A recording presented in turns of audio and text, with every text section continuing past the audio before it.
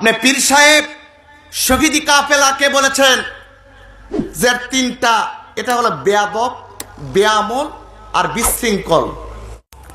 আমি বলি এদের তিনটা কাজ, এদেরকে সমন্বয় করে বলি এদের চর্ম নাই, কর্ম নাই আর ধর্ম নাই। কেন তিন জিনিসের নাম শিবির? কয় জিনিসের নাম শিবির? বেয়াদব, বেআমল, উশৃঙ্খল। সুতরাং তোমার জন্ম নাই, তোমার কর্ম নাই, তোমার ধর্ম নাই, এরপরে তুমি নাম দিয়েছ চর্ম নাই। আজকে টিভির ভিতরে কোন মুসলা ব্যক্তি বলে কোরআনে এটা মানা যাবে, ওটা না, ওটা মানা যাবে না।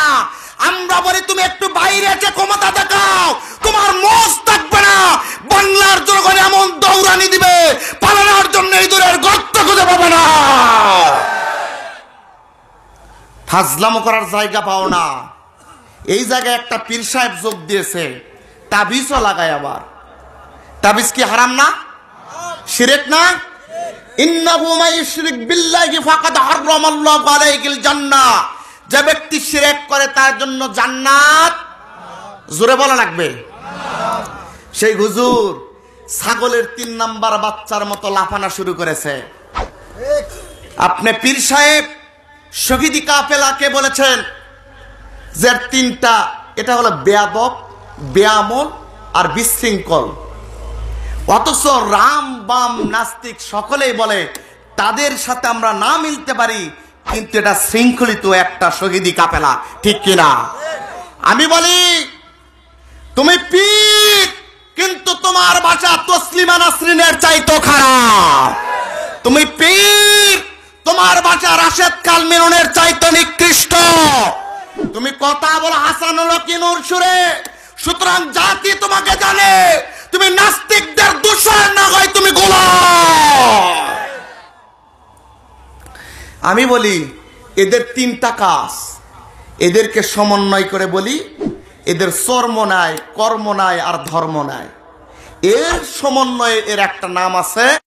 ও যদি শহীদি কাফেলার সমালোচনা করতে পারে, ইসলামী আন্দোলন করে, তারপর তুমি সমালোচনা করো তোমাকে আমেরিকা কত টাকা দিয়ে কিনেছে ইসলামী দলের বিরুদ্ধে লাগানোর জন্য। সুতরাং তোমার জন্ম নাই, তোমার কর্ম নাই, তোমার ধর্ম নাই, এরপরে তুমি নাম দিয়েছ চর্ম নাই। এদের জন্ম নাই, ধর্ম নাই, কর্ম নাই।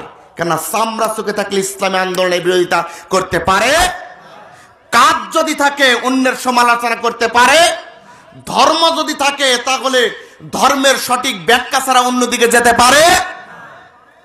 তাহলে বোঝা গেল স্পষ্ট তোমার ধর্ম নাই, তোমার কর্ম নাই, তোমার চর্ম নাই।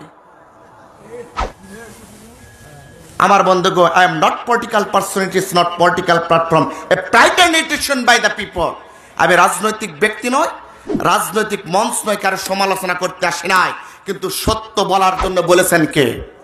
জোরে বলা লাগবে কে? আল্লাহ রাব্বুল আলামিন কোরআনুল কারীমের 16 নম্বর, 14 নম্বর, 17 নম্বর পৃষ্ঠার 8 নম্বর লাইনে 98 নম্বর আয়াত নাযিল করে দিলেন, ফাইযা ক্বারাতাল কুরআন ফাস্তাইয বিল্লাহি মিনাশ শাইতানির রাজীম।